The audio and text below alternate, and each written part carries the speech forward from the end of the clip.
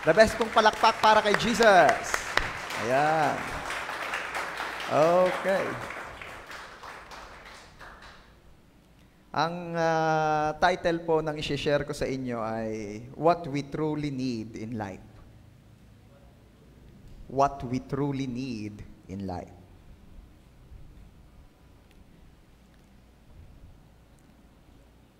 Marami pong kinakailangan ang tao. Pero kailangan pong maging malinaw na hindi lahat ng ating kinakailangan ay kailangan.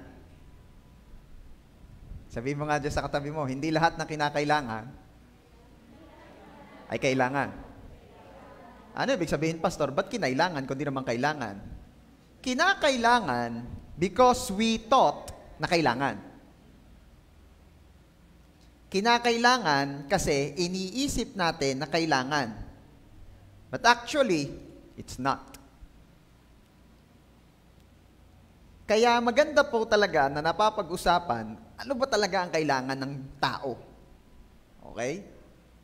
Kasi we started with the basic needs in life. O, review nga tayo, mga bata. Okay, class. Ano yung 3 basic needs ng tao? Ha?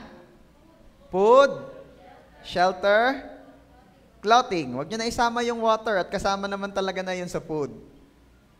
Hirap naman mangain ng bigas. Di kayo may sasaingin ninyo. We need water. Kasama na yun sa food. Pero ang mapapansin ninyo, habang tumatagal po ang existence ng tao sa mundo, I mean, habang dumadami ang tao, dumadami rin ang so-called needs. Nowadays, hindi na lamang po nalilimitahan sa 3 basic needs na yan ang quote-unquote needs ng tao. Napakahirap daw humabuhay ngayon ng walang cellphone. Miski di keypad, ayos lang. Ang mahirap talaga yung walang-walang means of communication. Sino ho rito yung hanggang ngayon sa landline ka pa rin kumokontak? O sa landline ka pa rin makokontak? Personal ha, hindi sa opisina. Di ba? Wala.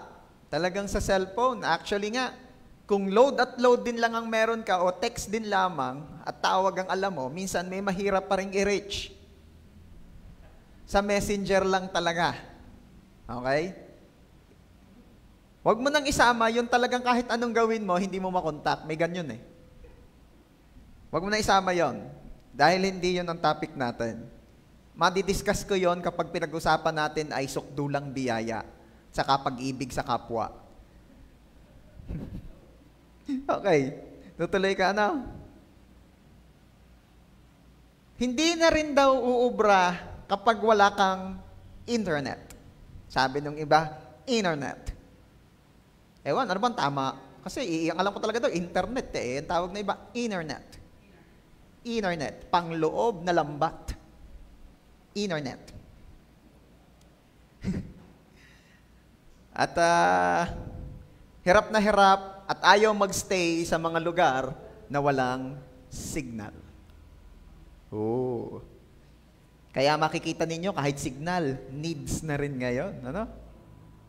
Needs na rin ngayon kahit signal. Ano ibig sabihin? Dami-daming kailangan. Isa lang naman talaga ang dapat na kinakailangan. Isang hindi makukuha sa iyo. Pastor, ang asawa ko ang kailangan ko at siya hindi makukuha sa akin. Hindi ka sure. Ako po, ang kailangan ko talaga ay trabaho. At hindi po yun makukuha sa akin yung position ko. Ilan taong ka na ba, sis? Ilan taong ka na ba, Brad? Medyo umiidad na nga ho. Believe me, time will come that the company will hire younger, stronger, better, fiercer. Diba? Parang alam ko yung linyang yun ha. Time will come. Makakakita ang kumpanya mo ng mas bata at mas magaling sa'yo. No one is indispensable. ay hindi ho makukuha sa akin itong aking mga pinaghirapan sa buhay. Pwede namang hindi makuha, pero iiwan mo. Wala pa po kayong nabasa sa Biblia na may nakarating sa langit at dala ang kanyang malaking trophy ng MVP sa Barangay Liga. What we truly need in life. Pag-uusapan natin ngayon. Let's pray. Lord, salamat po sa umagang ito na biniyayaan niyo kami na mapag-usapan ng mga ganitong bagay. Sa kalagitnaan ng panahon na sobrang daming pangangailangang lumiligalig sa amin. Dalangin namin, Ama, kausapin niyo po kami. Buksan niyo po ang aming mga puso. Buksan niyo po ang aming mga isip. Hayaan niyong lahat ng may taingay makarinig at lahat ng may matay makakita na isa lang ang mahalaga, bagay na hindi makukuha sa amin. Dalangin namin, O Diyos, katagpuin niyo po ang inyong mga anak. Ilayo niyo po kami sa anumang kalituhan, sa anumang mga ideolohiya o salita ng tao lamang. Bagkus ang dalangin namin, turuan niyo po kami sa gusto mong kaparaanan. Holy Spirit, kayo po ang aming teacher. Teach us. Be with us. We need you. And Lord, we pray na ang pagsama niyo po at pagpapala ang maranasan ng bawat isa. We dedicate to you this day. We dedicate to you this service. Bless the lips of your servant as I preach your word. And bless the ears and the hearts ng mga makikinig. Thank you so much, Father. Walang ibang maparangalan, mahayag, mataas at makilala sa kalagitnaan namin ito, kundi ang natatangit, banal na pangalan ng aming Panginoong Hesukristo. Salamat po, Ama. Ito po ang aming dalangin. In Jesus' name. Everybody say amen. Amen. The best pong palakpak para kay Jesus. Everybody say needs. Marami sinasabi na ang isa sa dahilan nila sa buhay, why they keep on going, ay needs. Ako po, ang motivation ko talaga, Pastor, kaya ako ay nagsisipag, talagang kayo dito, kayo doon, hindi ako nagtititigil sa amin, ay dahil marami kaming pangangailangan. Pero minsan ba ay naitanong mo na sa sarili mo, ano ba talaga ang kailangan mo? Marami nagsasabi na ang pinakamatinding kailangan ng tao ay pira. Sabi mo nga din sa katabi mo, pira. Pira. But do not forget, there's a story in the Bible wherein talagang kaya lang napahamak ay dahil sa pira. Anong pangalan ng napahamak dahil sa pira? Sa pira. Kaya magandang tandaan yung pangalan yun, may lesson pangalan pa lang, may lesson na Napahamak dahil sa pira. Sino? Sapira. Si Sapira. Sabi mo nga dyan sa katabi mo, wag hayaang umikot ang buhay sa pira. Marami nagsasabi na pinakamatindi nilang motivation sa buhay ay needs. Parang nga namang imposible yung mag-survive sa mundong ito without meeting those needs. Parang makahirap mag-survive, ano? Pero, nakakalungkot, pero totoo. Not everyone is enjoying the benefits of meeting those needs sa madaling paraan. Talaga namang kayo dito, kayo doon. Talaga namang may mga kakilala ako na dati-rati naman yung lalaki lang yung nagtatrabaho sa kanilang pamilya. Ngayon, pati yung asawa, naghahanap buhay na. Kasama pa yung mga anak. Diba? Anong ginagawa? Marami, iba't iba. Pero talaga matutuwa ka kung papaanong ang tao ay gumagawa ng paraan just to meet their needs. Siyempre may exemption yan. Meron din naman talagang pinipili na lamang lungkuyin kahit mga problema sa buhay kaysa kumilos at gumawa ng paraan para mabuhay. Hindi, yun ang ating pag-uusapan. Ito po ang nagiging dahilan kaya maraming tao ang nag-aalala sa buhay. dahil sa isang katerbang needs. Pero ano ba sinabi ni Jesus tungkol diyan? Matthew chapter 6 verse 31, so don't worry about these things, saying, what will we eat? What will we drink? What will we wear? Sabi ni Jesus, huwag kayong mag-alala sa mga bagay na ito. Ano daw? Kakainin, iinumin, isusuot. Di ba basic needs? Di ba ang sabi ni Jesus, huwag kang mag-alala, shortcut mo ito. Ang sinasabi lamang ni Jesus Jay, huwag kang mag-alala sa basic needs. Pero ang sabi ko nga sa inyo kanina, Pastor, hindi lang naman ang basic needs ang needs ng tao. Marami na rin nadagdag. Pilit kasing umaakyat from wants category into needs category ang mga wants lang naman before. Remember the times nung ang cellphone ay para lang sa mga may gusto nito? Inabutan niyo ba yan? Diba? Para lang sa may gusto ang cellphone. Hindi siya, kumbaga, dumating nga noon, may time na ang cellphone po ay status symbol. You know what is status symbol?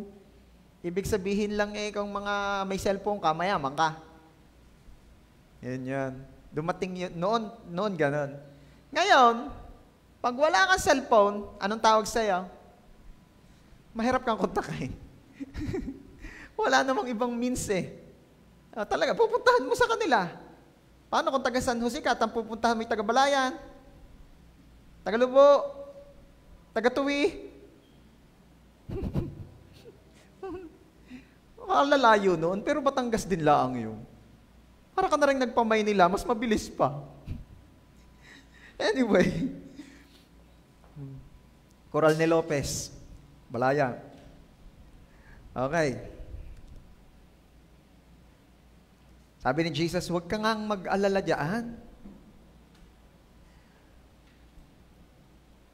Huwag mong alalahanin yung mga basic needs. Oo. Sabi mo nga dyan sa katabi mo, huwag alalahanin ng basic needs. Ano ibig sabihin, Pastor? Alalahanin na lang yung mga hindi basic needs. Alam niyo, mayroon something dito na gusto kong i-share sa inyo Jesus is saying, the basic needs, na kung tutusi kailangan, ay huwag daw alalahanin. So, ibig sabihin, those who are not talaga kasama into the basic needs category ay mas lalong hindi dapat inaalala. Are you with me? Nakakatawa minsan mas concerned pa tayo doon sa hindi naman talaga basic needs. Nag-aalala dahil walang load pero hindi naman naisip na wala ng bigas. Nag-aalala dahil kakaunti pa ang likers sa ipinost pero, yung basic needs, yun na nakakaligtaan. Alam nyo, wala naman tayong ibang pag-uusapan dito, kundi laging mga practical lang na bagay na may apply natin sa ating Kristiyanong pamumuhay. Okay. What I'm trying to say is, Jesus is reminding us na kung hindi mo kailangang problemahin, alalahanin ang basic needs, how much more yung hindi naman basic needs. Are you with me? So, kung yung iniisip mo, nagpapastress sa'yo at nagpapalungkot sa'yo, ay hindi naman kasama sa basic needs, rejoice. Bakit? Kailangan mo na lumaya dyan. Di mo naman kailangan magpakalungkot at magpakaalala talaga dahil dyan. Sabi mo nga sa katabi mo, yung basic needs nga, hindi ipinawo-worry ni Jesus. Yung pa ba namang hindi kasama doon? Hello? Nariyan pa kaya? If you're getting something, pwede bang palakpakan mo ng the best of Jesus?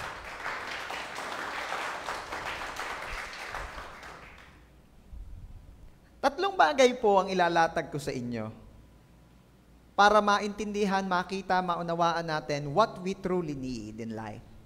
Number 1, alam nyo ba that man are created originally not to worry for their needs? We are created originally. Okay? Ibig sabihin, originally talagang nung simula, nung nilikha tayo, ang intention talaga ng pagkalikha sa atin is not to experience worrying. Ganda pala ng original plan. Na talaga palang originally ang tao inilikhang hindi nag-aalala. So imagine, nung una, pagka nabanggit yung worry, sabihin ng tao, ano yun? Hindi ako makarelate. Ano yun? Tingnan mo nga sa dictionary. Walang worry sa dictionary. Grabe, Imagine life kung hindi nabago.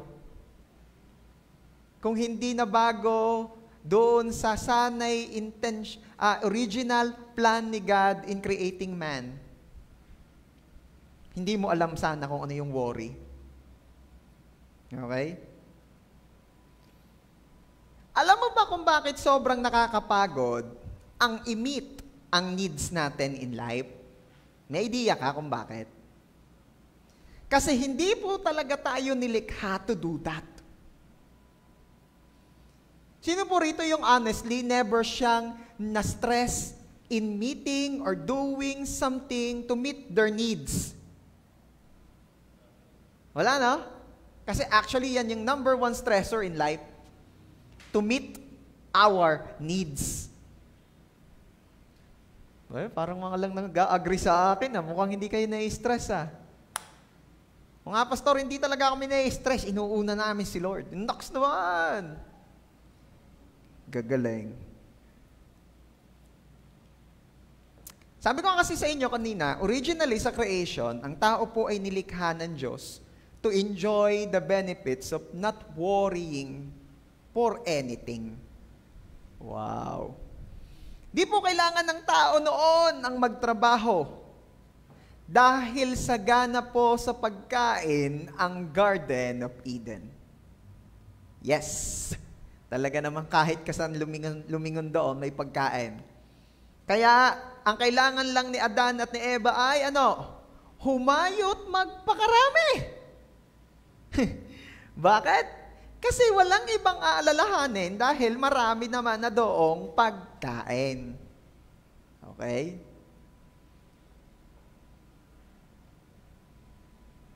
Iniisip ko, pwede rin siguro na nung time ni Adan at ni Eva, before the fall, before magkasala ang tao, nakakapag-usap din siguro sila sa isip lang. Pastor, sari-sari ka naman. Wala namang nabanggit sa Biblia. Sabi ko nga, palagay ko lang, tingin ko lang. Bakit? Kasi, na-imagine nyo ba gano'ng kalaki yung Garden of Eden? Na nung time na nagkasala si Adan at si Eva, sila'y nagtatago. Dumating daw ang Panginoon at hinanap sila at nagtanong, nasaan kayo? Ay gaano kalakas ang hiyaw ng Diyos doon? Ako na may naniniwalang hindi para humiyaw ang Diyos. Umimik lang yun ng bahagya at narinig na nung dalawa. Pero again, napakalaki ng Garden of Eden. Dahil saan mo naman ipaglalalagay at ipupwesto doon ng napakaraming hayop kung yung maliit lang? Na-imagine niya na naroroon ng elepante, naroroon ng giraffe, naroroon ng napakalalaki at napakaliliit na hayop, napakadamay. Present lahat doon. Kaya kung yun, ay gagaman nila sulaang, kung nai-imagine ninyo, maliit. Ay nagkakarinigan at nagkakausap sila ng maigi. Do you think that time, nagkakausap kahit di naimik? Pwede. Pwede. Isa pa, di ba bago po lituhin ng Diyos at ibahin ang salita ng mga tao in the Old Testament. Kasi di ba noon, one language lang ang tao, nagkakaintindihan kahit taga ibang bansa. Kaya lamang dahil nagkakaisa na ang tao at gusto na namang pumantay sa Diyos, ginulot, nilito ng Diyos ang mga tao. If you're familiar with that story in the Old Testament. Kaya nagkaiba-iba ang salita. Ibig sabihin, common lang ang salita ng mga tao that time. Ibig sabihin, it is not hard for them to communicate. Merong means of communication talaga na maalwan. Ang ibig ko lang sabihin dito, hindi po isinama ng Diyos sa basic needs ng mga tao in Eden yung means of communication. Hindi nila problema yan. Di kailangang magtrabaho kasi wala namang babayaran, lahat ay libre. Kaya nga po pagka ako'y masaya, ako'y nasa bukid. Parang Eden. Pag gusto mo ng mga talbos-talbos, libre. Diba? Punta ka sa bayan, walang libre. Ano pa? No need to pay for a security provider kasi safe naman anywhere. Kasi kahit mababangis ang hayop noon sa Eden, maamo sila noon. So hindi ka mag-aalala na pag-angat mo ng yero ay may ahas, sasabihin mo, siya, alis na diyan, doon ka na. Wala namang kaso. Hindi mo tatakot. Hindi kagaya ngayon na pag-angat mo at may ahas, ibababa mo na ulit. Bakit? Hindi mo na dare pakialaman. Madelikado nga. Ano pa? Di mo kailangang bumili ng gamot dahil di naman nagkakasakit. Kasarap naman ng gayon. Di mo kailangan ng face mask at face shield dahil di naman nagkakasakit. Hello? Pastor, sa Garden of Eden naman kasi hindi naman sila nangangain ng paniki. Ay, huwag mo nang isipin yung mga nangain ng paniki, kaya kung ano, wala naman pang napatunayan doon.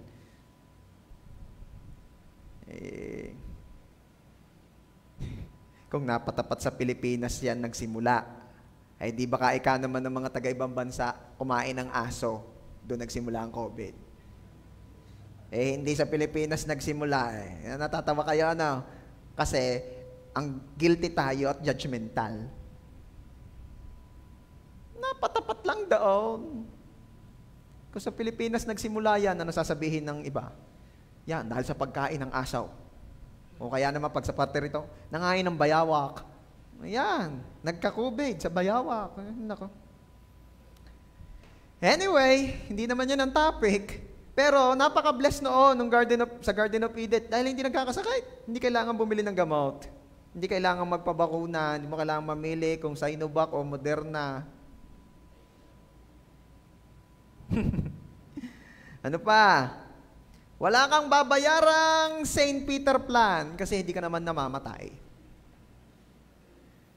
Ay, tunay namang. Do you feel the burden nung every month may napunta sa inyo? Tao po, St. Peter po.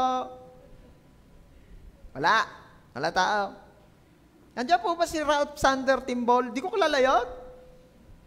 Sabihin naman ni Queen, that's my father.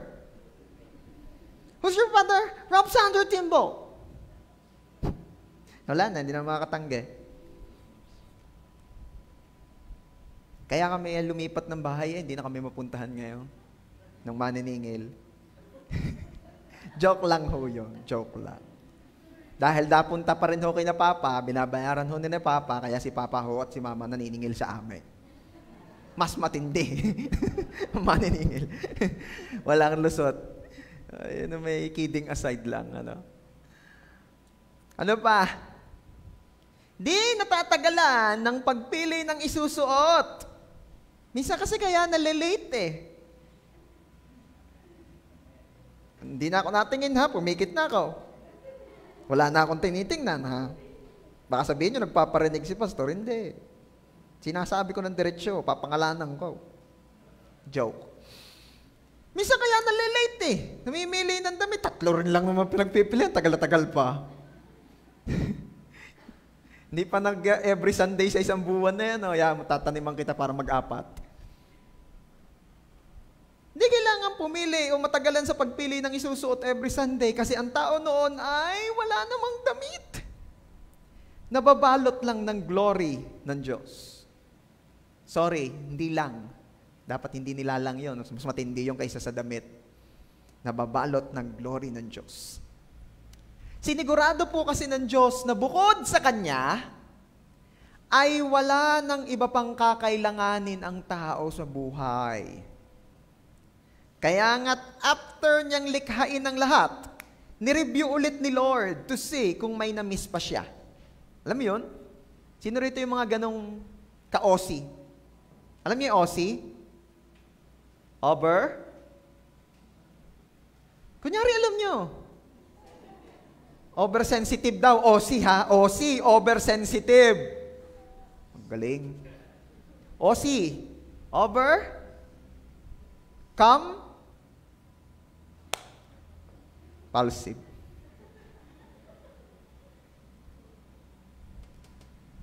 Review tayo ng English ha. Huwag puro Korean ang pinag-aaralan. Yeah, nagiging epekto eh. Pag natanong ka ng Korean, gagagaling. May mga fluent na nga. Meron kong manood ng mga K-drama eh, hindi na natingin sa subtitle, naiintindihan na? May mga kilala kayong ganon? Katindi. Kaya pag nag-post, hindi ka makareact, hindi mo naiintindihan ang pinost. Ano saw? Anyway, si Lord kasi, pagkalikha niya, sino rito naniniwala si Lord hindi nagkakamali? Parang alanganin pa kayo ah. Sino po rito? Sabay tingin doon sa asawa eh. Uulitin kong tanong. Sino rito naniniwala ang si Lord hindi nagkakamali? Agi nang gagalitin pa eh bago sumagot ng ayos eh. Pero imagine ninyo, kahit hindi naman nagkakamali si Lord, after niya likhain ng lahat, chinek pa uli niya? Talaga? Chinek pa uli? Hindi naman nagkakamali, chinek pa uli? Tayo kasi pag may ginawa tayo, babalik at check natin kasi subject tayo sa error. Hindi tayo perfect. Pero imagine a perfect God. Right after niya likhain ng lahat, chinek pa uli to see kung wala siyang na-miss na kailangan ng tao. Gusto ko makita nyo rito kung gaano ka-concern si Lord na makaranas ka ng kakomplituhan sa buhay. No wonder, sinabi ng salita ng Diyos that the Son of Man came to give us life and have it to the full. Everybody say, puno. Satisfied. Galing, no? Yun ang gusto ni Lord.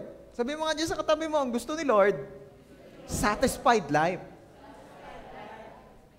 Kaya if you are in a situation na hindi ka pa nakaka-experience ng satisfaction, what I'm trying to say is godly satisfaction, kapatid, hindi pa yan ang sukdulang kalooban ng Diyos sa'yo. Kaya humanda ka. Kasi kahit pa anong ganda ng nararanasan mo, pero hindi ka pa rin nakaka-experience ng godly satisfaction, there is more na inihanda ang Diyos para sa'yo. Sino excited daw ang pumapalakpak ng the best kay Jesus? Okay. Sinigurado ng Diyos na wala nang ibang kakailanganin ng tao sa buhay kundi ang Diyos. Papaano? Genesis chapter 2 verse 18.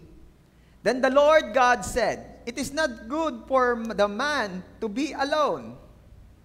I will make a helper who is just right for him." Nakita ng Diyos, akala ko'y ayos na ang buhay ng lalaki, ng tao, parang kulang pa. Kailangan ito yung may kasama. Kaya nga't naglikha ang Diyos ng maraming hayop, tapos sinabi doon kay Adan, Adan, pangalanan mo nga mga yan. Hoping na sa pagpapangalan sa lahat ng hayop, makakita ng magiging kabady-bady. Ano pa ang gusto ko makita yung lesson din eh? Ayaw talaga ng Diyos nang tayo hindi nakikisalamuha. Ayaw talaga ng Diyos na tayo ay hindi belong into a group, into a family. Unang-una pa lang sa creation, gusto na agad ni Lord merong kapartner, may kasama. Napansin niya? Kaya kung ikaw ay madalas loner, hindi ang kalooban ng Diyos, kapatid. Huwag kang magpaka-loner. Lalo na kung marami naman ng taong nag-aabot ng kamay sa iyo, abutin mo. Hindi yung ikaw ay magpipilit ng mag-isa. Galing ang mag-isa, walang problema. Ikaw ang may problema. Pag ikaw'y mag-isa. At madalas ang tao, pag mag-isa ay mahina. Pero kapag ikaw ay may kasama, may tutulong sa iyo. Ecclesiastes, di ba? Kaya anong ginawa ni Lord? He gave names to all the livestock, all the birds, verse 20, of the sky and all the wild animals. But still there was no helper just right for him. Then the Lord, verse 22 na, then the Lord God made a woman from the rib, and He brought her to the man. Ano gusto kong makita nyo diyan? Sinigurado ng Diyos na talagang ang tao ay wala ng ibang kakailanganin sa buhay bukod sa Kanya. Namang pinrepare na lahat, yung lugar, yung pagkain, yung kasama sa buhay, kompleto na. Diba? Sino rito yung iyong dream wedding ay ganon? May venue na, okay na ang catering, okay na rin ang magkakasal, okay na rin ang mga abay, nakalista na rin ang mga guests, okay na lahat. Isa na lang ang kulang. Mapapangasawa. Di ba? Parang kasing ganon. Inilatag na ni Lord kay Adan, ayos na. Ang ganda na ng lugar mo, Garden of Eden. Ayos na, marami ng halaman at mga prutas diyan, mangain ka na. Hindi ka na magugutom. Ayan na, marami kang paglilibangan. Pangalanan mo lahat ng nilikha kong hayop. Kung ikaw kaya si Adan that time, na sinabi ng Lord sa iyo, pangalanan mo lahat ng nilikha kong hayop, ano kaya sasabihin mo kay Lord? Lord, ito, namang talagang ikaw, gusto mo nga kung may ginagawa. Ay, sa dami Guyam na lang, iba't iba ng klase. Kuyitib, apanas, pula, hantek. Ano pa? Meron pa akong mga nakitang kakaibang langgam yung malayo ka pa lang yung nakangangana. Meron pang yung mga solitaryong kulay itim. Merong yung grupong kulay itim. Merong ang kagat parang na-sting ka. Marami Guyam pa lang yan. Ay sa ibang bansa pa, sa Pilipinas lang pinag-uusapan natin. Baka sa mga Panortingi at sa Pabisaya at Mindanao, meron pa iba. Guyam pa lang yun. Yung galunggong na lang, ako'y namangha. Iba't iba pa pala yung galunggong. Sinong alam na may iba't iba pa ang galunggong? Wala ho kong alam dyan. Oo nga, halata. Okay. Ang punto ko lang dyan, we are created not to worry for our needs. Kaya kung nahihirapan ka to meet your needs, mahihirapan ka talaga. Kasi nga, you're not created to do that. Next. Everything was changed when sin entered. Yung napakaalwansan at napakaganda sanang buhay sa Eden na bagong lahat nung pumasok ang kasalanan. Pastor, hindi po ako nilikha to meet my needs, kaya ako nahihirapan. Bakit po nagkaroon ng needs? Nung pumasok ang kasalanan sa buhay ng tao, doon rin nagsimulang pumasok ang needs. You know the story. Kung wala kang idea, kakwento ko mabilis. Nagkasala si Adan at si Eva. Pinaalis sila ng Diyos sa Garden of Eden. Kaya yung buhay na maluwan, natapos doon. Kinailangan na ng lalaking magtrabaho at kinailangan ng babaeng makaranas ng birth pains. Alam nyo ba yung birth pains o yung hirap o sakit sa panganganak ay wala pala talaga noong una, originally sa pagkakreate sa tao. Siguro noon, kung manganak ang tao, ang babae ay ganito. Aba, sabi ng asawa lalaki, may anak ka na, may anak na tayo. Oh. Tapos after ilang years, nabuntis na uli, manganganak na ako, mahal. Manganganak na ang misis ko. Manganganak, huwag kang mag-alala, madali lang naman manganak. Ayan na. Diba? Parang inhale, exhale lang, Doon meron naman din daw mga ganyan. May mga kilala kayong ganon, yung kung umanak parang lang, parang dumaan lang sa ospital. Meron naman mga ganon. Pero hindi pa rin naman sila na-exempt sa sakit. Alam niyo bang hindi naman pala originally gano'n? Diba? Meron niyang mga hindi kinaya yung normal delivery kaya nagpa-cesarean na. Ano? Kaya hanga ho ako doon sa mga cesarean pero after 1 week, recovered. Titindi nyo, mga super mommy. Gagaling. After 2 weeks, 3 weeks, nagtatrabaho na. Cesarean yan, ha? Tindi. Okay. Ano ba nangyari?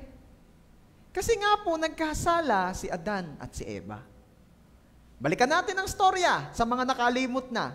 Dahil baka ang nasa isip ninyo ay yung storya ni Cardo Dalisay, nalilito ka na. Ito po nangyari. Tinukso po ng ahas si Eva. Paano ang pagkatukso, pastor? Pangit. Hindi. Tinuksong magkasala. Sabi ng ahas kay Eva. Ayan. Konting drama para naman mas makarelate. Babae.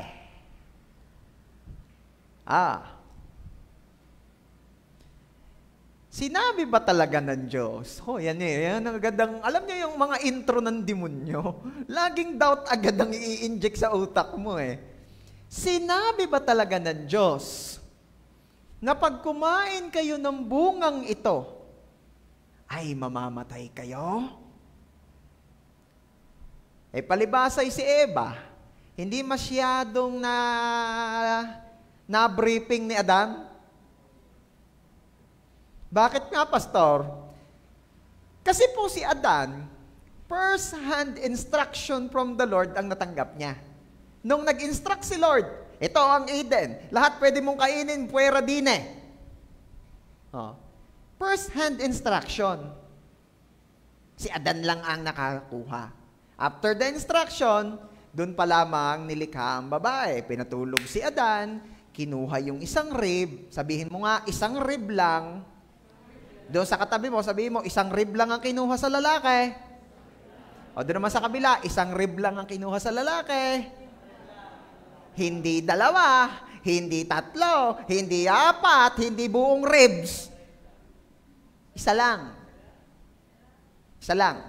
Hindi isang set.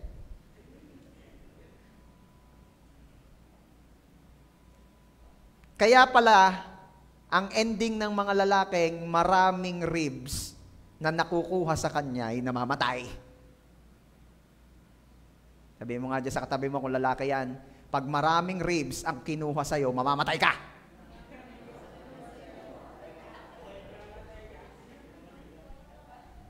Huwag ka magagalit kung asawa mo ang katabi mo, ha? Si pastor na nagpasabi.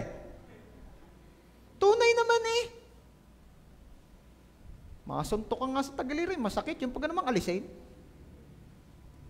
Isa lang ang rib na kinuha. Tapos doon nalikha ang babae. Paglabas ni babae, church, sinabi ba ni Adan kay Eva? Yes. Sumagot si Eva kay Ahas Sabi niya babae kay Ahas, sinabi ng Panginoon sa amin na ganyan nga raw mangyayari. Di ba? So alam niya. Sinabi pa talaga ni Lord kay Eva? Hindi. Si Adan ang nagsabi kay Eva. Pero palibhasang ay nabighani na sa kagandahan, ay hindi na siguro toong na-discuss. Sabi ng babae, ano bang mga dito? Ano bang mga instructions ni Lord? Yung naman bagong dating. Di si Adan naman manghang-mangha. Mga boys, nakaka-relate kayo sa akin, yung lalo na ng mga unang-unan yung nakausap yung inyong mga misis o yung mga partner in life natin ngayon. Di ba parang nagsasalita siya, wala ka masyado naiintindihan. Parang nakatingin ka lang, cute, gano'n rin. Maganda. Parang, yan o, gamit tinatanong ako. Ano ka tinatanong mo? Hindi mo naiintindihan, nakatingin ka sa akin. Pasensya ka na. Talaga lang ako'y namangha dahil sa wakas. Ang buto ng aking buto, ang laman ng aking laman. Babae ang itatawag ko sa kanya sapagkat sa akin siya'y nanggaling. Hello? Naalala ko ang aking asawa panay ang post nung kasama cake. Meron pa daw siyang 7 tabs. Paki-mine na lang daw. Walang nagko-comment. Di kinomentan ko, mine, your mine. Hindi nyo nakikita. Hindi nyo kasi tinitingnan yung post ng asawa ko. Tingnan ninyo. Nakita ninyo kung anong caption ni Pastor Ernest. Ay, talagang matindi. Kasaba cake kang tumanda. Talagang matindi ang marketing eh. Anyway, naki-imagine ninyo, mga boys nakaka-relate sa akin eh. May sinasabi, hindi maintindihan. Ano sinabi na lang siguro ni Adan? Oo, sabi ni Lord, wag daw kainin yun, mamamatay daw tayo. Pero, tara, dali. Ipapasyal kita, ipakikilala kita sa lahat ng hayop. Natatawa ka, no? Kasi yun ang banding nila nung time na yun. Hindi mo naman gagawin yun eh, no? O date tayo, anong gagawin natin? Papakilala kita sa lahat ng guya. Arayang kuyitib, arayang apanas, arayang hantik. Diba? Hindi mo naman nagagawin yun. Pero dati yun ang banding nila. Wala namang internet. Wala namang wifi. Wala namang ibang pasyalan. Wala namang pagkakalibangan. Kakain din lang sila, mga raw. Diba? Kaya mapalad kayo ngayon. May mga nagawa na ng mga masasarap na pagkain. Kasaba cake. Mga ganun. May nagtanong, Pastor, mansanas ba talaga yung kinain nila kaya sila nagkasala? Magulos dili tayo kapatid ha, dahil maawa at dahil ilang henerasyon nang pinagdurusahan ng mansanas sa kasalanang hindi naman siyang gumawa. Alam niyo kung sino may kasalanan noon? Yung mga painters, yung mga artists, na nung nag-paint sila ng mga portrait ng mga, ang title ay The Fall or The Fall of Man, ang laging prutas na ginagamit nila ay mansanas. Kung sa Pilipinas at sa Batangas yun ginawang painting na yon, ano sa tingin nyo? Di malamang yung Indian Mingo. Indian Mingo yun, malamang. Kung sa amin doon, baka Sintures. Pastor ko sa San Jose kaya, kahirap naman pag-itlog. Diba? Kaya wag nyo sisihin ng mansanas ha. Napakasustansya nga ng apple eh. An apple a day keeps the doctor away. Oh, how much if 3 apples a day? Oh. 3 apples a day for only 100 pesos. Oh. Mamaya, may dala akong apple dyan. Ha? Yun po hindi kay pastor, yun po ay project ng main church. May balita ako sa inyo. Alam nyo ba na ang mega church ay meron ng building na para sa hotel or hostel kung tawagin? Alam mo ba na ang JA1 people ay may napakaganda, napakasosyal at napakalaking hotel sa Batangas City? Parang alanganin ka pa. Parang, amen. Yes! Meron ako sasabihin sa inyo. Alam mo ba na kahit napakaganda at napakataas na hindi ka mahihirapang umakyat kasi lalagyan nyo ng elevator? Mga sosyalin, palakpakan mo nga si Lord doon. Ganito kasi yan eh, para mas lalo mong malunok ang sinasabi ko. Yung magkaroon kayo ng church building na inyo, nakaka-bless yun, amen? Kaya nga we're praying at ang San Jose mabigyan din. Yung mabigyan ka ng mega church, mas nakaka-bless yun. Pero yung mabigyan ka ng mega church tapos may hotel pa yung church nyo, yung may mga babati sa'yo, di ba JA1 ka? Oo. Bakit? Ang sosyal naman ng church nyo, may hotel? Wala eh. Wala eh. Ako naiambag doon.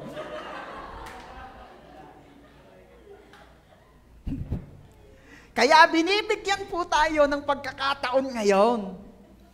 Nakakain ka na ng mansanas, nakaambag ka pa. Hindi ka hihiya-hiyang sasakay ka sa elevator. Bishop, pa-experience. Kumain ka ng mansanas, bumili ka ga. Maghahagdan na lang po ako, Bishop. Di ba, hindi nakakahiya. Hindi nakakahiya. At least hindi ka naman basta nagbigay lang or what. Talagang, natutuwa ako doon sa effort ng ating Bishop. Napapag-usapan namin mag-asawa, pwede namang magsabi si Bishop sa mga churches, no? Tayo ay magpapatak-patak para sa elevator, ganito, ganyan. Pwede naman eh. Pero alam niyo ang ginawa ng ating Bishop, isip ng paraan. Ayaw kasi nang hihingi, ayaw nun nang hihingi. Ayan, May mga apple ako'y padadala. Ay di, ang mapapagbentahan natin yan ay gagamitin natin para sa elevator. Oh, kakabless. Kakabless. So mamaya right after service, meron tayo diyan. Sa totoo lamang ay hindi 3 for 100 yon. Mas mataas pa. Ako na lang ang nag-decide na 3 for 100 para naman malapit natin do sa presyo sa palengke. 3 for 100. At yung kakulangan, di ang church na bahala. Mahalaga, may part tayo. Mahalaga, makakatulong tayo sa main church. Saka alam nyo, naisip ko doon, tayo magtatanim sa main church para umani tayo, para sa banda-banda riyan, tayo naman na makapag-put up ng sarili nating church building. Amen? Okay? Closing prayer na tayo. Doon lang pala pupunta. De, joke lang po. Pero seryoso ha, mamaya may apple dyan. Mura lang yan, 3 for 100. Malalaki ho. Talaga, garni yung kalalaki eh. Are. Nayos ko lang. Masarap. Ganun ka lang. Okay. So, hindi po man sana sang salarin. Nagkasala. Okay, nagkasala. Tuloy natin. Dami ko kasing commercial. Mamaya, meron pa akong mga vitamins, tsaka meron mga pamilya, tsaka mamaya, asahan nyo yun, may mga damit pa. Saka mga second-hand cars. Okay. Nang dahil doon, kinuha ng babae ang pinagbabawal na bunga at kinagat. The question is, namatay nga agad si Eva? Hindi. Kaya ano sabi ng ahas? Di ba? Di ka naman namatay, di ba? Sabi ng babae, hindi nga ako namatay. Palibasa, hindi na ipaliwanag. Alam ni Adan yun. Ang sabi ni Adan, ang sabi ng Diyos, hindi ka mamamatay agad. Pero hindi ka talaga dapat mamamatay. Hindi ka talaga mamamatay. Pero pag kumain ka niyan, yun, magkakaroon ka na ng kamatayan. Pero hindi agad patay. Saka mamamatay din yung relasyon natin. Yun ang pinakamalungkot doon. Sabi nung babae, baby! Anong baby?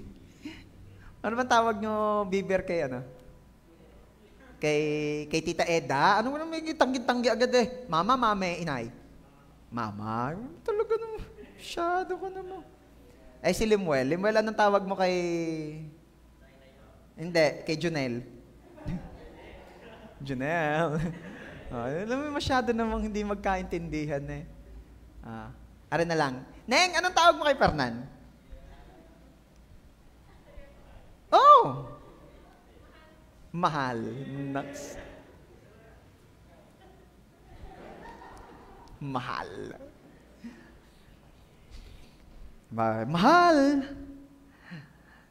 Tinawag ni Eva si Adan. Mahal. Sabi naman ni Adan, bakit mahal? Tinisting ko.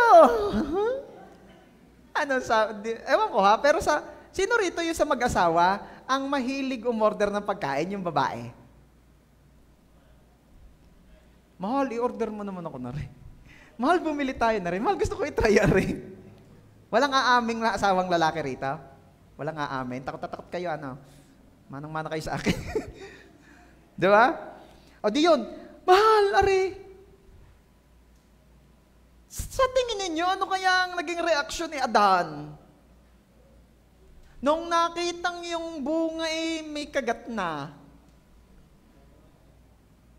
Sa tingin nyo, ano reaksyon ni Adan? Siguro, shockings! Di ba?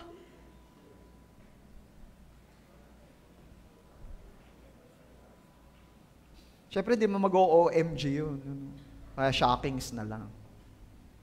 Shocks? Ha? Bakit? Bakit mo kinagat? Ewan ko. Meron kaya bang magiging, ito naisip ko lang ngayon, ano? Meron pa kayang magiging pagkakaiba sa consequence kung halimbawa hindi naman kinagat ni Eva, kundi nilik lang? Hindi nila lang. Ako, curious ako. Dami akong gusto itanong kay Lord. Pag nagkita na kami ni Lord, dami kong gusto itanong, Lord, magbabago pa kaya ang history ng sangkatauhan kung halimbawa hindi naman kinagat, nilik lang? Nilasa.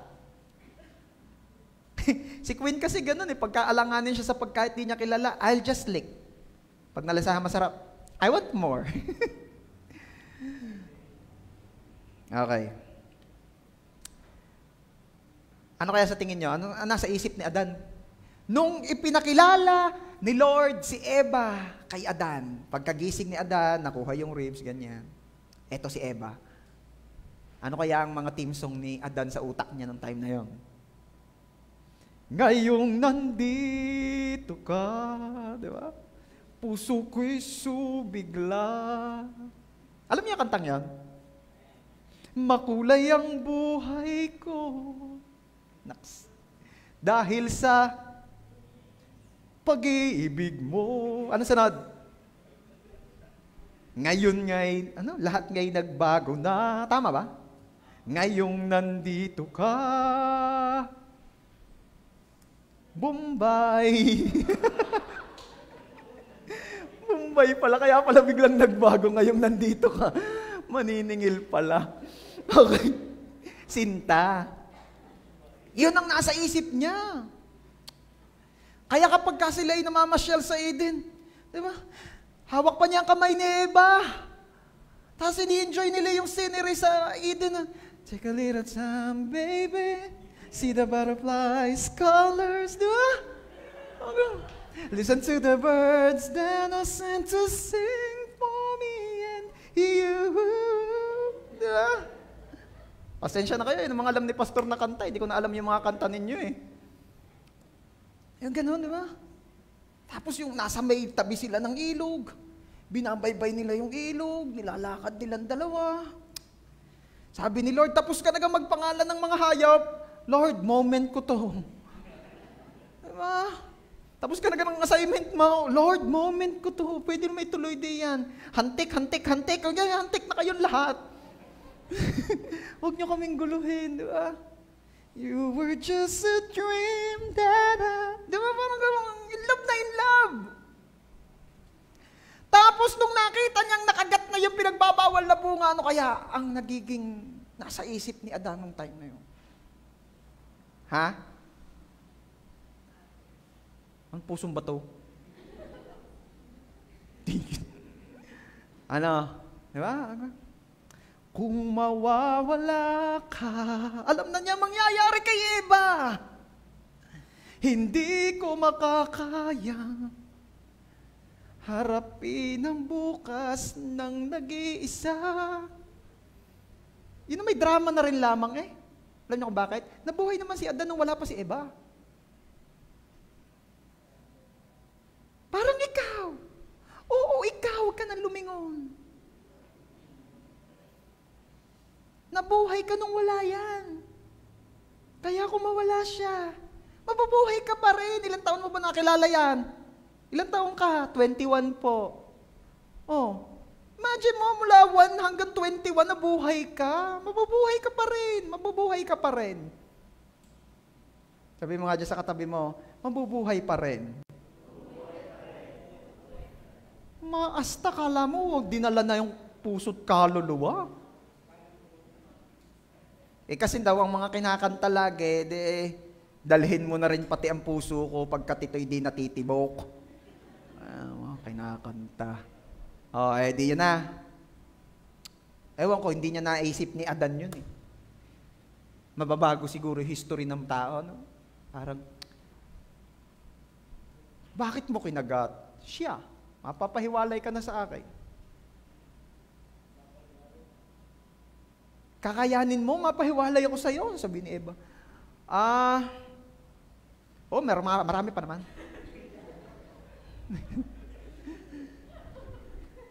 Kaysa naman mapahiwalay ako kay Lord.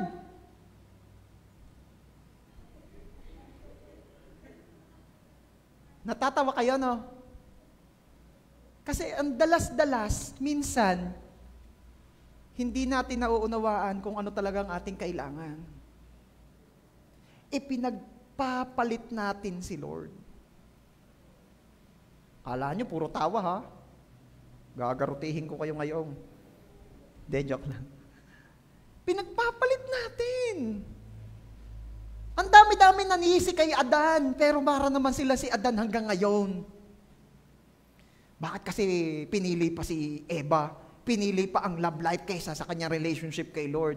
Ikaw ba? Kamusta? Tayo ba? Kumusta? Maraming beses nagiging Adan tayo. Akala natin, yung pinakakailangan natin sa buhay ay iyon, kaya't pinipili natin. Pero what if, sabi ni Adan, bye-bye Eva, marami pa naman. Diba? Parang, bye-bye magandang opportunity kumita, kaysa naman magkasala, marami pa naman. Are you with me? Bye-bye yung opportunity maging masaya kahit panandalian, kaysa magkasala, pwede naman ako maging masaya sa piling ng aking asawa o sa piling ng aking mahal sa buhay. Diba? Sabi mo nga dyan sa katabi mo, kayang magbago. Doon naman sa kabila, sabihin mo, piliin mo'y ang mapangiti ang Diyos. Hindi ko alam. Maybe some of you here may struggle ka in life. Struggle that keeps you sinning. Lagi kang nagkakasala, lagi kang nagkakamali because of that struggle in life. Parang yung sabi ni Paul, meron akong something in me, hinayaan ng Diyos na manatili sa akin. Kaya yung hindi ko gustong gawin, yun ang nagagawa ko.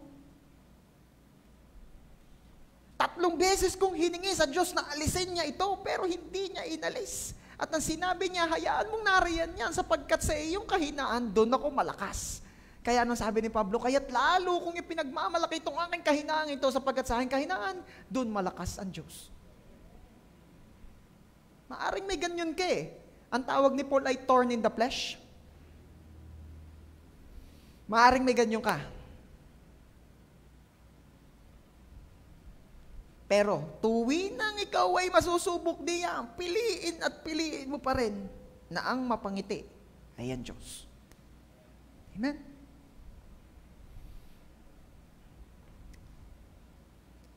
Okay. Ano nangyari?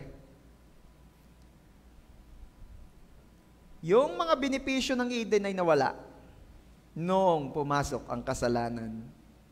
Kinailangan ni Adan at ni Eva na umalis sa Eden dahil sa kasalanan. Ending the benefits that they enjoyed noon. Ano ba mga nangyari?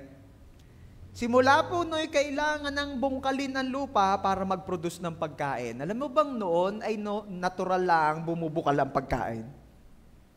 Siyempre, wala naman basta lalabas na kasaba cake. Okay? Kasi seryoso nyo na kaya ako binabanggit ulit yung kasaba cake. Kailangan ng magbungkal ng lupa. Sa madaling salita, kailangan ng magtrabaho. Genesis chapter 3, verse 17. And to the man, God said, since you listen to your wife, nakita nyo? Yun ang kasalanan ni Adan. Hindi po kasalanan ni Adan na kumain siya ng pinagbabawal na bunga. Secondary na lang yun. The primary sin is, he listened to her wife. To his wife, sorry. He listened to his wife. Sabi na nga, pastor, iyang makinig sa asawang babae, kasalanan niya. Hindi. Di nilamang. Tama sabi ni Lord, since you listened to your wife and ate from the tree whose fruit I commanded you not to eat, the ground is cursed because of you. All your life, you will struggle to scratch a living from it. Sinumpa ng Diyos sa lupa.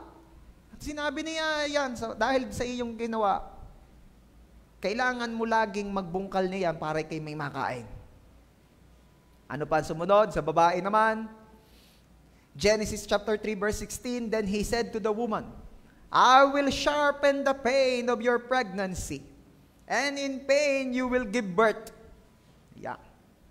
And you will desire to control your husband, but he will rule over you. Naunawaan mo na ngayon, babae, kung bakit minsan damadating ka doon sa ganon? You will desire to control your husband, but he will rule over you. Yung pala ikasama sa parusa. Yung gusto mong ikaw ang masunod. Pero hindi ikaw ang masunod. Kasama pala yun sa parusa. Ano pa? Nagkaroon ng kamatayan. Genesis 3:19, by the sweat of your brow will you have food to eat until you return to the ground from which you were made. For you were made from dust, and to dust you will return. Yan ang mga nangyari. Ano pa? Nawala ang glory ng Diyos na nakabalot sa tao, kaya nakita nilang sila'y hubad at kailangan ng damit. Yan na. Doon na. Nagsimula na kailangan nating gumastos para sa damit. Sa pangyayaring ito, lalong nakita na ang tao ay di talaga sanay na may need sa buhay. Anong unang-unang ginawa ni Adan at ni Eva nung nakita nilang sila'y hubad? Nagtago. Ikaw, pag ikaw ay halimbawa bagong ligo at nakatapis ka or what, at may dumating na taong hindi mo ine-expect, anong unang-unang mong gagawin? Ay, depende siguro sa dumating. Pag maniningil, talaga magtatago ka kahit may damit. Hindi, ibig ko sabihin, di ba? Lagi kang kukunin mo yung damit. Magdadamit ka na. Hintay mo na! Hintay mo na! Hintay mo na! Nag-makeup muna. Hintay mo na, di ba? Magdadamit ka. Pero si Adan at si Eva, anong ginawa? Nagtago. Bakit? Hindi sanay. Hindi nila alam how to meet that need. So, anong ginawa ni Lord? Si Lord pa mismo ang gumawa ng isusuot nila. Nagpilit, gumawa ng mga dahon-dahon, nalalaglag. Genesis chapter 3, verse 21, and the Lord God made clothing from animal skins for Adan and his wife. For Adam and his wife. Yan ho ang kauna-unahang panahon na nagkatay ng hayop. Yan ho kauna-unahan. Pastor, may kinatay po si Lord? Yes. Makukuha mo ang balat na hindi mo kinakatay. Subukan mo nga. Sino ho rito nakapagpalutong na ng balat ng baboy, yung nilitsyon na yung baboy ay buhay pa? Ang Diyos pa mismo ang gumawa ng paraan para madamitan sila ng maayos. You see, ang tao talaga ay hindi alam mag-meet ng needs niya, kaya struggle. Number 3, what we really lost when sin entered. Ano ba talaga nawala sa atin? Nawala ba sa atin yung benepisyo ng maaluwang buhay? Yun ba talaga nawala? Let's see. Pagpasok ng kasalanan, ano ba talaga nawala sa tao? Ang Eden ba? The benefits of not worrying for anything? Actually, pagpasok po ng kasalanan, ang talaga nawala sa tao ay hindi ang Eden o ang mga benepisyo nito. Ang nawala sa tao ay kung ano talaga ang nag-iisang kailangan niya. And that is our relationship kay God. Anong sabi sa Bible in the book of Isaiah? Hindi maikli ang aking kamay para di kayo maabot. Hindi ako bingi para di kayo marinig. Hindi ako bulag para di kayo makita. Pero ang kasalanan nyo ang humaharang, humahadlang. Kaya di ko kayo maabot. Kaya di ko kayo makita. Kaya di ko kayo marinig. Ano ibig sabihin nun? Pagpasok ng kasalanan, nagkaroon ng malaking harang sa pagitan ng relasyon ng tao at ng Diyos. Naputol ang relasyon. Yung harang na malaki, yun ang nire-represent nung malaking kurtina sa templo sa Israel that time. Kaya merong normal place at merong Holy of Holies. May harang na kurtina. Na nung namatay si Jesus sa cross, yun daw yung napunit mula sa itaas hanggang baba. Nawarak. Yung. Bago pa po nawarak ang DOH, nawarak na huyong. Nauna pa huyong. Nawarak na gayon. Pagpapakitang wala ng harang sa relasyon ng tao at ng Diyos. Ni-reunite na ni Jesus. Yun. Pero pagpasok ng kasalanan, nagkaroon ng harang. Nawala yung relasyon na mainam. Matapos magkasala sina Adan at Eva, ito agad na sumunod na nangyari. Genesis chapter 3 verses 8 and 9, when the cool evening breezes were blowing, the man and his wife heard the Lord God walking about in the garden. So they hid from the Lord God among the trees. Then the Lord God called to the man, "Where are you?" Alam na po agad nung dalawa kung sino yung paparating. Sino rito yung alam mo kung sinong dumating yabag pa lang? Yung halimbawa, tulugan na kayo, tapos dagasaan, ay, ang tatay iyo. Bakit? Hindi marunong magdahan ng pinto. O kaya naman dire-diretso sa kusina, pakinig mo dire-diretso sa kusina, tapos nagbubungkal na, ay, si kuya yung gutom. alam mo, bakit? Pamilyar ka. Alam mo kung sino yung dumating? Ano? Sila alam na agad nilang si Lord yung dumarating. Strong sign of familiarity, close relationship. Pero anong ginawa nila? Kahit alam nilang si Lord na yung parating, anong ginawa nila? Sila ay nagtago dahil nahihiya. Ano naman yung hiya? Hiya is a strong sign na wala ng relasyon do sa kinahihiyan. Sorry for the word, ha? Pero di ba nung mag-boyfriend, girlfriend pa lang kayo or nag-getting to know each other stage or nagliligawan pa lang, hiyang-hiya kang gumawa ng mga kung ano-ano in front of your boyfriend or girlfriend mo noon, di ba? Hindi kagaya ngayon na kahit pagka magkatabi kayo sa kwarto, tatutulog kayo pag nakaramdam kang, sorry for the word ha, pag nakaramdam kang umutot, utot ka, wala kang pakalam doon sa kasawa mo. Ano? Ang ibig sabihin dyan, ikaw ay at ease. Relax. Bakit? Relationship. May relasyon. Pero nakita ninyo, yung dalawa, tumago, nahihiya daw sa Diyos. Bakit nahihiya? Anong nawala? Di ba? Nakikita nyo na? Ano pa? Hinahanap sila ng Diyos. Where are you? Meron bang bagay na hindi makikita ang Diyos? Meron bang bagay na hindi alam ang Diyos? May maiitago ba tayo sa Diyos? Alam nga ni Lord kung ano ang 10% ng blessing mo. Alam nga ni Lord kung ilan ang buhok mo. Wala na ho kung buhok. Baka kasama na yung kilay, saka, ewan ko. Pero ba't tinatanong pa ni Lord, where are you? Nasaan kayo? Bakit hinahanap? Hindi dahil sa hindi sila makita ng Diyos. Nakikita sila. Ang di makita ng Diyos ay yung dating close relationship. Nasaan kayo? Adan, Eva, nasaan kayo? Nasaan yung dating kayo? Nasaan yung dating karelasyon kong Adan at Eva? Ba't hindi ko na makita? Dahil ng kasalanan.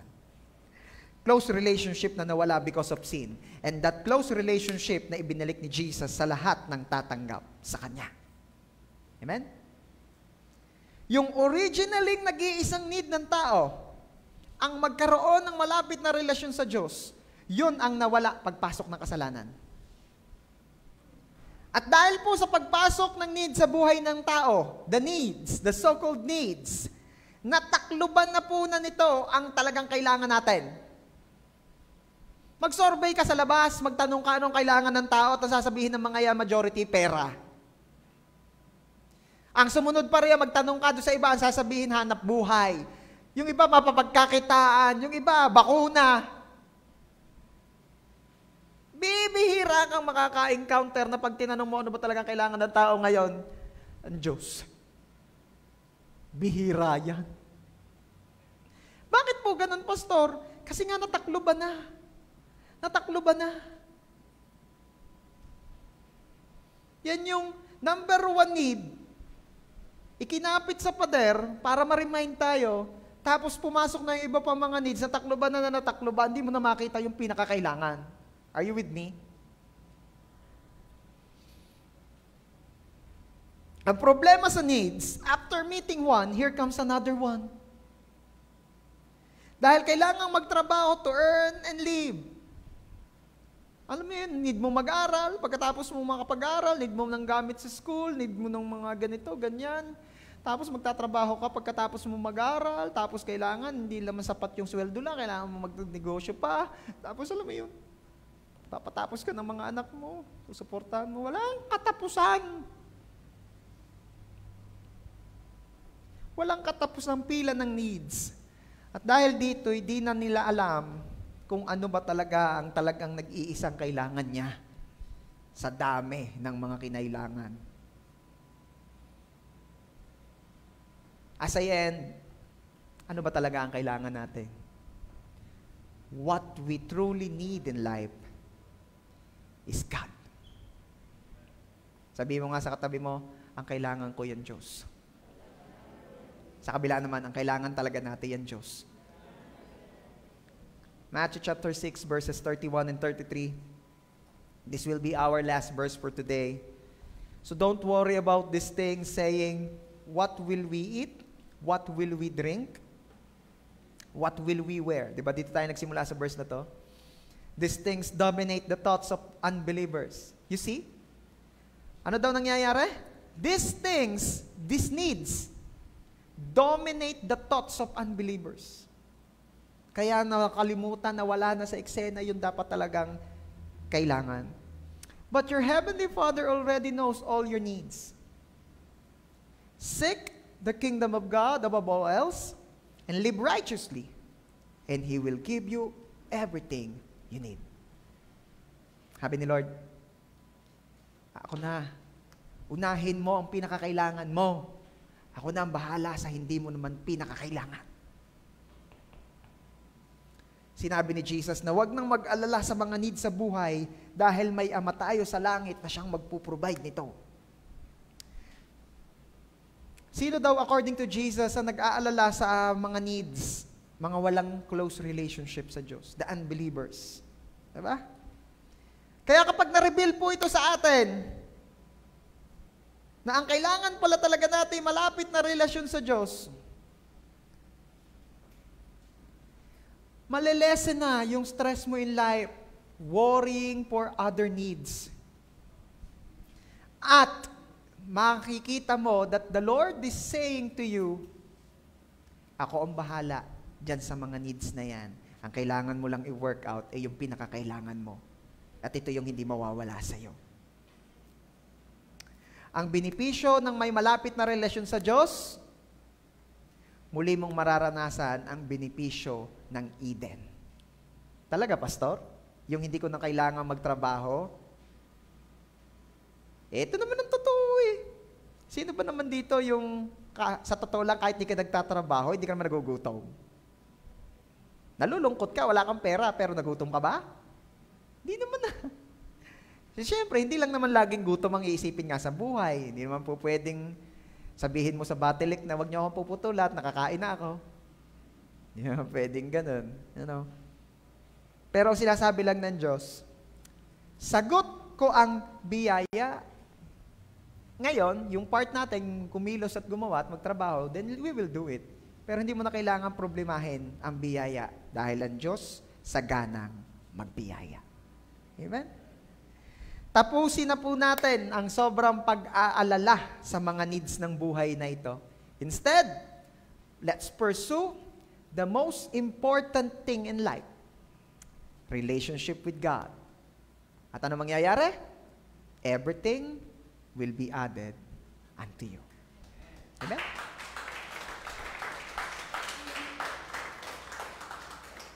Ganda nung kanta kanina, kaya lang di ko kabisado. Pero may nabuti ko pong pumili ng mas madaling kantahin.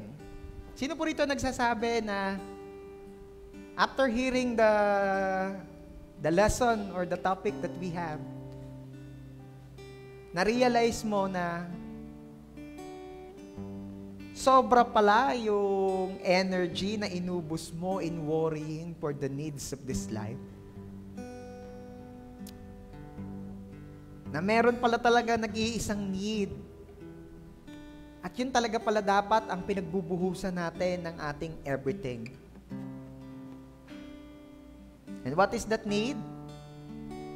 Bagay na hindi makukuha sa'yo? That is your relationship with the Lord. At At ang nakakatuwa po sa Diyos, ang pangako niya, na kapag inuna mo ang kanyang kaharian at ang kanyang katwiran, ano man yung inaalala mo sa buhay, idadagdag niya. Idadagdag niya. Bakit idadagdag ng Lord? Kasi alam niya kailangan mo eh. Kaya idadagdag niya. Pwede ba sabihin mo ngayon, Lord, Ikaw ang aking buhay. Ikaw ang aking pag-asa. Pwede ba tayong tumayo? At maging ang mga nasa kanila puntahanan, ini-invite ko po kayong tumayo and join us in worshiping the Lord. We will say to God, Ikaw ang aking buhay, Ama. Ikaw ang aming buhay. Ikaw ang aming pag-asa. We worship you, Jesus. We worship you, Lord. Punuin niyo po ang puso't isip ng inyong mga anak ngayon ng katotohanan na wala kaming ibang kailangan sa buhay na ito, kundi ikaw. Kundi ikaw.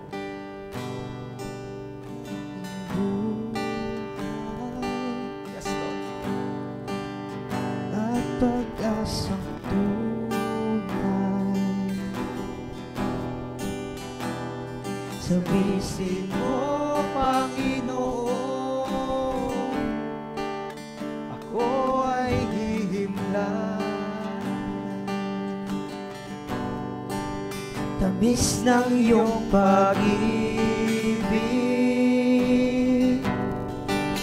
nadarama ay langit. Sa piling mo, Panginoon, kailanman di ko'y pagpapalit. Minsan pa, ikaw ang aming buhay. Ikaw ang aking buhay, Ang pag-asang tunay. at pag-asang tunay. Sa bisig mo, Sa bisig mo, Panginoon, ako ay hihimlay. tamis ng iyong pag-ibig, nadarama ay langit. Sa piling mo, Panginoon, kailanman di ko'y pagpapalit.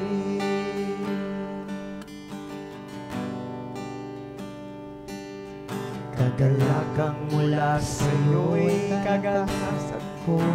Come on, church. Worship the Lord.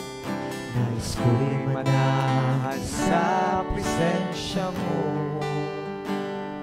Buong puso, buong lakas, isip at kaluluwa, Panginoon, minamahal kita. Minsan pa, sabihin mo sa Diyos, kagalakang mula sa'yo'y kalakasan ko. Nais kong manahan sa presensya mo. Buong puso, buong lakas, isip at kaluluwa, Panginoon, minamahal kita. Ikaw ang aking buhay. come on, sabihin mo kay God. At pag-asang tunay.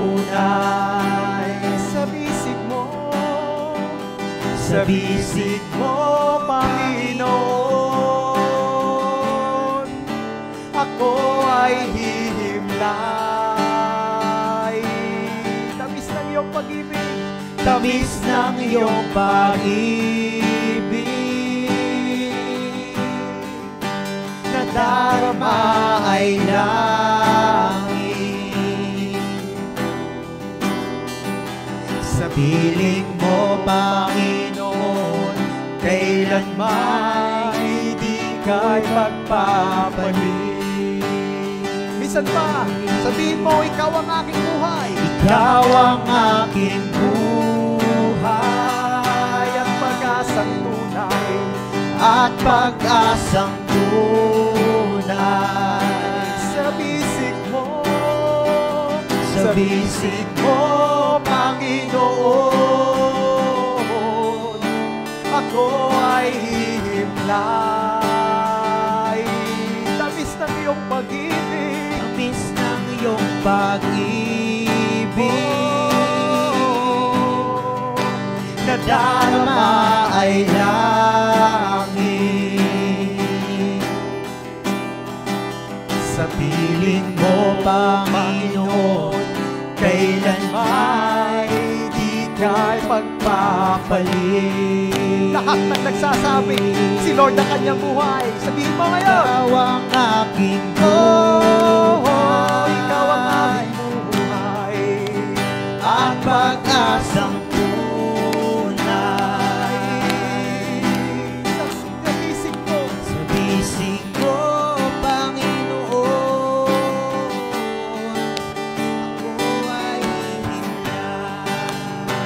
tamis ng iyong pag-ibig, Tamis ng iyong pag-ibig, nadarama ay langit. nadarama ay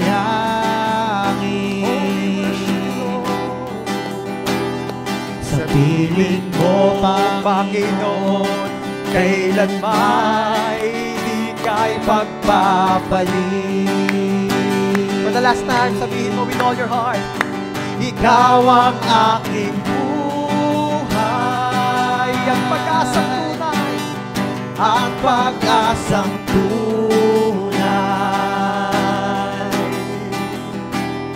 Sa bisig mo, Panginoon, Ako ay hihimlay.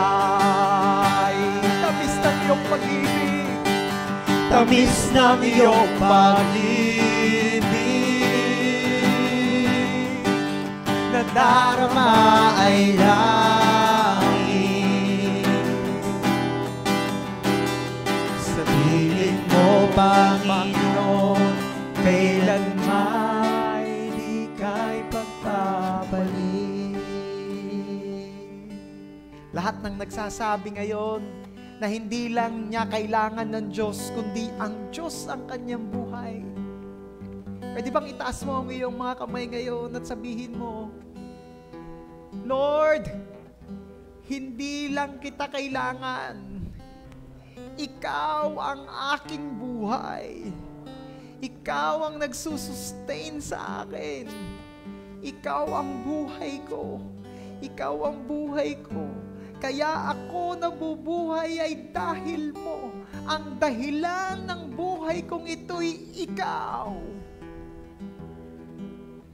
Lord, ipakita niyo po sa amin na ang dahilan talaga para mabuhay ay ikaw.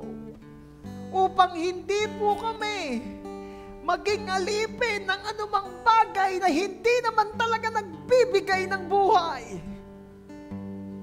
Upang hindi kami pahirapan, palungkutin, pagurin ng mga bagay na hindi naman talaga nagbibigay ng buhay. You said in your word, O Lord, that you came to give us life and have it abundantly. You are the source of life. You are the source of life. Lord, I pray. Lord, we pray. Set your people free. Set your people free from the oppression of those things na inaakala namin na nagbibigay ng buhay, na nagbibigay ng saya, na nagbibigay ng pag-asa. Lord, I plead you. I pray for your people.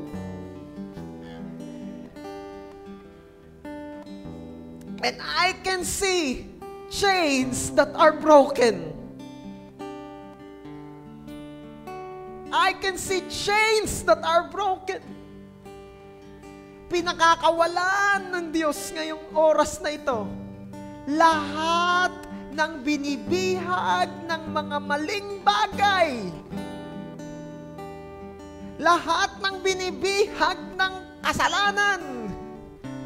Lahat ng mga nag-aakalang ang mga bagay na iyo'y magbibigay ng buhay at hindi ang Diyos ay pinalalaya ngayon ng Panginoon. Lord, I pray na lahat ng may taingay makarinig at lahat ng may matay makakita ng katotohanan ito na ang nagbibigay ng buhay ay ikaw. Kaya't marapat lamang na ito namin ang aming mga buhay sa iyo. Kunin namin ang aming buhay sa iyo at ang aming kalakas at ang aming pag-asa simply because, Lord, ikaw ang aming buhay. Ikaw ang aming buhay. Come on, church. Let's worship the Lord who gives At life. pag-asang Oh, tunay. oh, yes, Lord. Yes, Lord. Sabihin mo, Panginoon, ako ay hihimlay. Tamis ng iyong pag-ibig. tamis ng iyong pag-ibig. Nadarama ay langit. Sa piling mo, Panginoon, kailanman di ka ipagpapalit. Isa pa, sabihin mo kay Lord, Ikaw ang aking buhay at pag-asang tunay. at pag-asang tunay.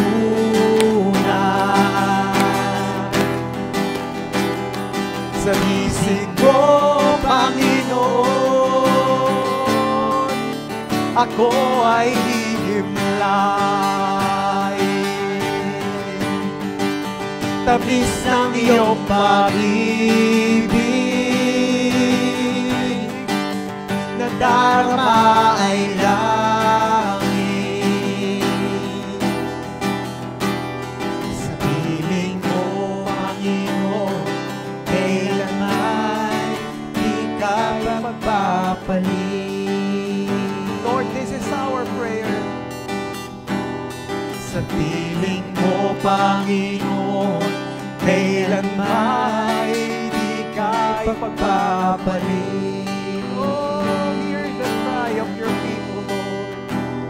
Sa piling mo, Panginoon, kailanman di ka ipagpapalit. Lahat na nagsasabing hindi niya ipagpapalit si Lord sa anumang ino-offer ng mundong ito. Hindi niya ipagpapalit si Lord sa anumang mga panandaliang kasiyahang ino-offer ng mundong ito. Come on, give Him the best clap offering. Ikaw ang aming buhay, Lord. It's not our job.